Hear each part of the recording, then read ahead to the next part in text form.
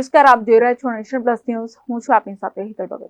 વડોદરાના સમામાંથી પીસીબીએ 1.63 લાખના દારૂના જથ્થા સાથે બુટલેગરને ઝડપી પાડી 6.68 લાખનો મુદ્દામાલ જપ્ત કર્યો છે. વડોદરા પીસીબીની ટીમ સમા વિસ્તારમાં વોચમાં હતી. જલારામ મંદિર પાસે રવિકાંત રાજપૂતની તપાસ કરી હતી ત્યારે તેના ઘરની બહાર ઊભી રાખેલી કારમાં તપાસ કરતા વિદેશી દારૂનો જથ્થો મળી આવ્યો હતો.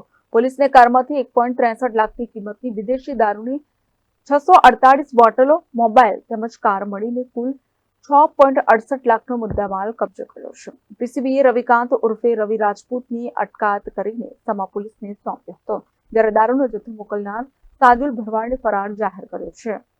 Report nation plus news Vadodara.